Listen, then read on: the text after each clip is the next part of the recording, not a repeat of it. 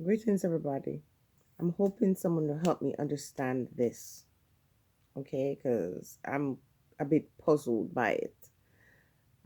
Recently, the news alleges that Vybz Kartel made a virtual appearance on an internet show and was subsequently subjected to a jail search where cell phone was found. Now, I'm not 100% sure if they're actually saying they found a cell phone in his jail cell. I think they said phones were also found in other jail cells. But I'm a bit confused here. And I'm thinking a few things might be happening. I personally can't believe that an intelligent person like Vibes Cartel, who must understand that bureaucrats do not like him. So although he has world following and he's a world boss, you don't need glasses to see that the powers that be in Jamaica don't like him. Okay? Um, he's currently waiting for an appeal verdict. And the part that baffles me and make me wonder, is this true? Because on a whole, as a people, we can take stories about people and quickly believe them, and it's not the truth. I know innocent people go to prison and spend many years, many decades behind bars for crimes that they didn't commit. So, having said that, I'm saying to myself, someone as intelligent as Vibes Cartel would understand that the bureaucrats don't like him and actually make an appearance on a internet show where you know is being monitored by cops, internet cops, police officers, FBI, CIA, whatever. An intelligent person like Vibes would do that, knowing that he's already broken history as far as waiting for an appeal verdict. Why would you do that now? One of two reasons. If that really was Vibes Cartel, then he must just get to the point where he says, I just don't give a whatever.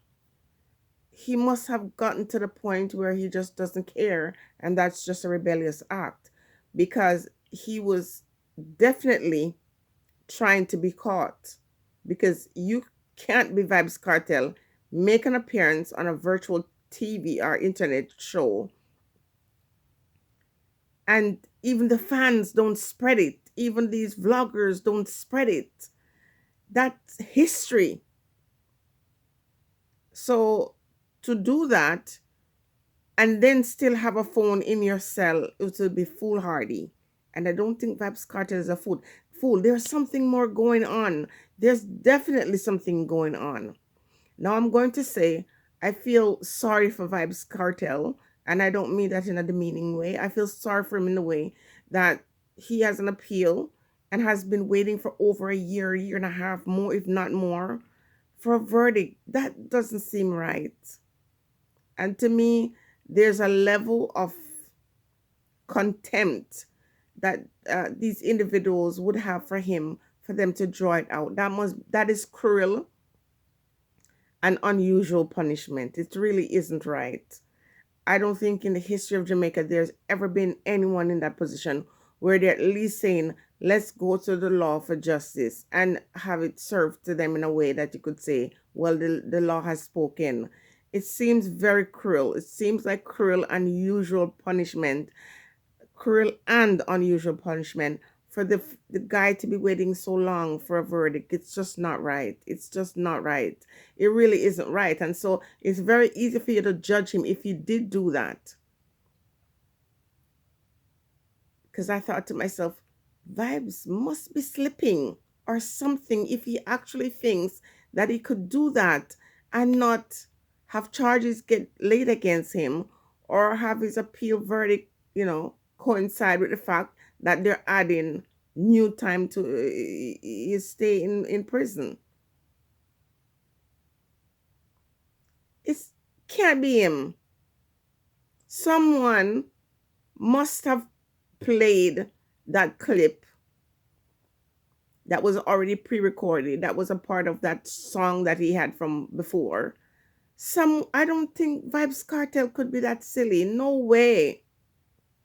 Or unless it's protest.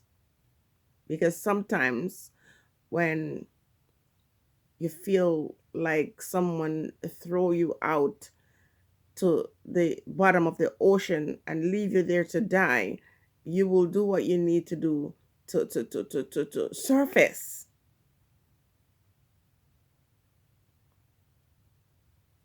Why would he do such a thing? Why would you do such a thing, Vibes? Unless you're saying to the system, F you.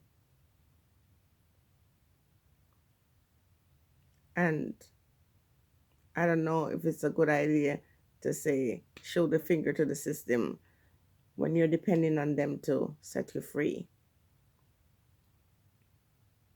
I do feel sorry for him, honestly. I think it's wrong. And if, you know, the internet soldiers or bureaucratic ambassadors hear me say this, I think it's very cruel for you to draw this process out. What are you hoping for? That he would succumb? He would die of depression or something? It's not right. It's time to come up with a verdict now. It's not right. It isn't right. As far as that phone call is concerned, and as far as the charges getting laid, there no, something is missing. Something is just not adding up.